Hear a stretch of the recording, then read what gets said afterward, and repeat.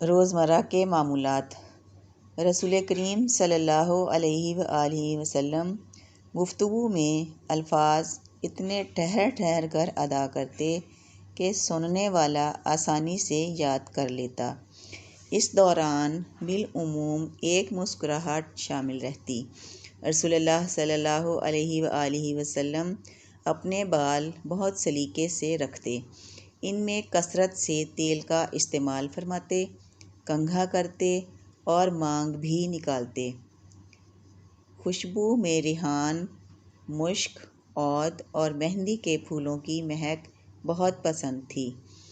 آنحضرت صلی اللہ علیہ وآلہ وسلم کو کرتا بہت پسند تھا۔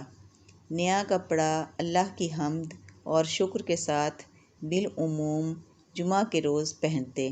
سفید رنگ سب سے بڑھ کر مرغوب تھا۔ سر پر امامہ باندھنا پسند تھا۔ حضور کی چال بھی عظمت، وقار اور شرافت کی ترجمان تھی۔ قامت میں آگے کی طرف قدرے جھکاؤ ہوتا، رفتار تیز ہوتی، قدم کھلے کھلے رکھتے، بدن سمٹا ہوا رہتا، دائیں بائیں دیکھے بغیر چلتے۔ نبی اکرم صلی اللہ علیہ وآلہ وسلم کا کھانے پینے کا ذوق بہت نفیس تھا۔ گوشت کے شوربے میں روٹی کے ٹکڑے بھگو کر عربی کھانا، ثرید، تناول فرمانا مرغوب تھا۔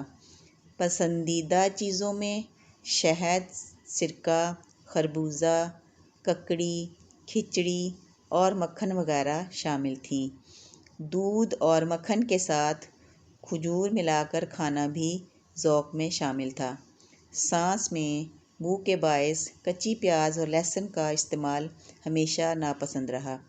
اکثر جو کے ستو بھی استعمال فرماتے۔ دسترخوان پر ہاتھ دھونے کے بعد جوتا اتار کر بیٹھتے اور فارغ ہو کر ہاتھ دھوتے، اللہ کی نعمتوں کا شکر ادا کرتے اور دعا فرماتے۔